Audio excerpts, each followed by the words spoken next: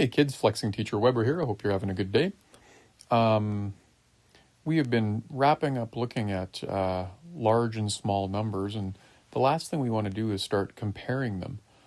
Today we started looking at them on number lines, and we'll start to look at them on number lines throughout the next couple weeks when we move on to new material. But what I wanted to do over the next couple of days was start comparing decimal numbers, which one is larger, which one is smaller. One of the things we have to do is talk about zeros and decimals, because it can be a rather confusing topic.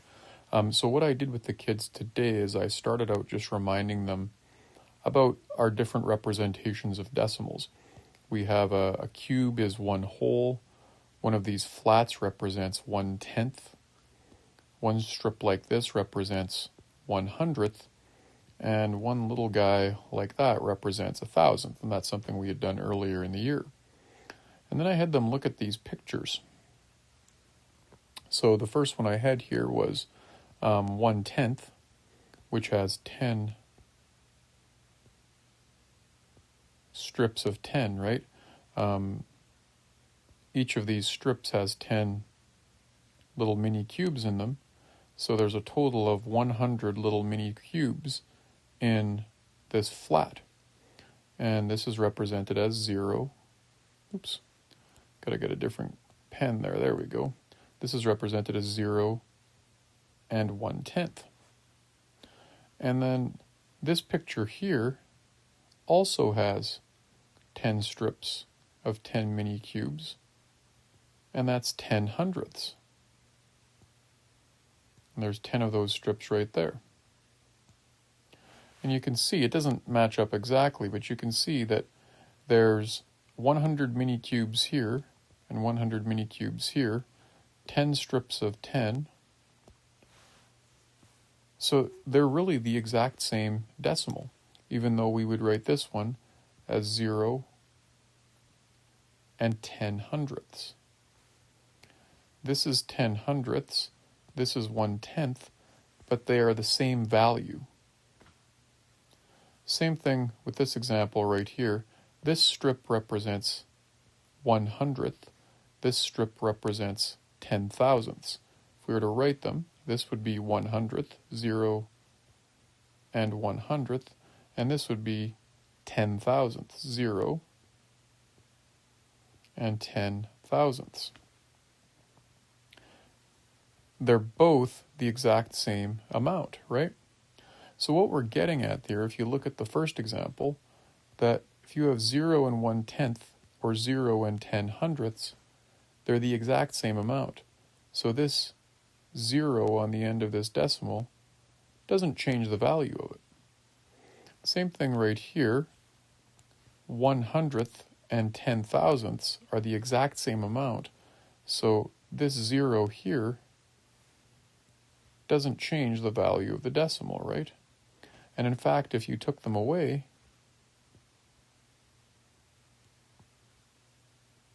you'll notice that you have the exact same decimal in each situation, right?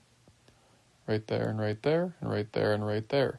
So the point of this lesson today is to just talk about how when you have zeros at the end of decimals, like 10,000ths and 10/100ths, those zeros don't really change the value of the number. So that's important to know when recognizing decimals. So what we did today then is we talked about writing equivalent decimals to the decimals that were given. So in this question, we're going to write an equivalent decimal in the tenths. And I talked to the kids about how equivalent means equal. That's a really nice shade of pink. So equivalent means equal. So in this example, 0 and 40/100ths, we would say that the equivalent decimal in tenths is 0 and 4/10ths. They both mean the exact same thing.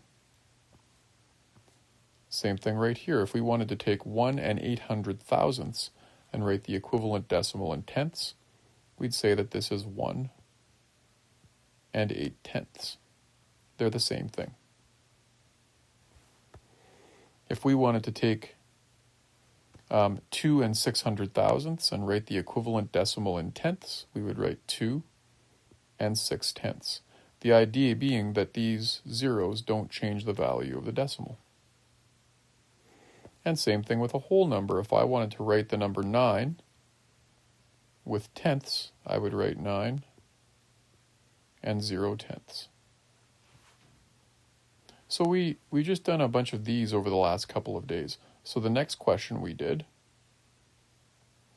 was write the equivalent decimal in hundredths. So this time we want to write an equal decimal, but we want to write it in the hundredths place value. So if I have the decimal 0 and 7 tenths, that's the same as 0 and 70 hundredths. We could put a 0 in the hundredths place value and it won't change the value of the decimal. Same thing here, we have 1 and 800 thousandths. Well, we could, in the hundredths, write 1 and 80 hundredths. The whole number 45. Well, if we want to write the equivalent decimal to the hundredths, we would write 45 and 0 hundredths. And the last question, if I had 6 with a decimal all the way to the 10 thousandths, and I wanted to write that as an equivalent decimal in the hundredths, I would write 0, 6 and 0 hundredths.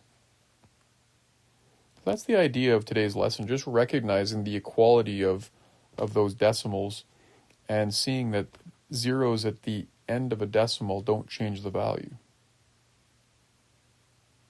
Okay, same question here. Write an equivalent decimal in the thousandths, so the third place value, the third decimal spot. So if we have the whole number 56 in the thousandths, we could make this 56 and 0 thousandths. Number 2, if we have the number 1 and 2 tenths, we could make this 1 and 200 thousandths. Number 3, if we have the number 4 and 63 hundredths, we could make this 4 and 630 thousandths.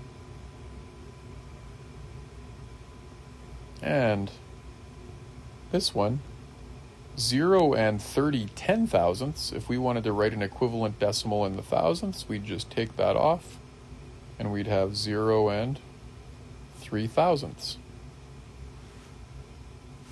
So again, and it's a very common mistake people make or don't recognize that, these are the same, right? These 56 is the same as 56 and 0 thousandths. Not a very common thing, but important to recognize. And then the last set of questions we did here, we wrote an equivalent decimal to the 10 thousandths, the fourth decimal spot. So if I have the whole number 3 and I wanted to make an equivalent decimal to the 10 thousandths, that's 3 and 0 10 thousandths.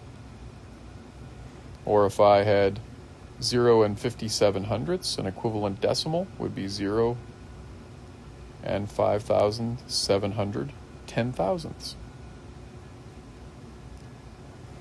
And if I had the whole number 867 and 1 thousandths, well, I could make this 800, I think I said 67, but it should be 76 and 10 thousandths, adding a 0 in the 10 thousandth spot. And then finally, if I had the decimal 8 tenths, I could make that 0 and 8,000 10 thousandths, and it would still be the exact same decimal. Again, adding on zeros at the end of a decimal does not change the value. So that's what we practiced the last couple days, and then I gave the kids an assignment. Zeros in decimals, 16 and 17, they had to do both of those pages. And this video hopefully helps with that. This is some of the work we did in class. So I hope that helps. That's all for now. Flexing Teacher Weber, out.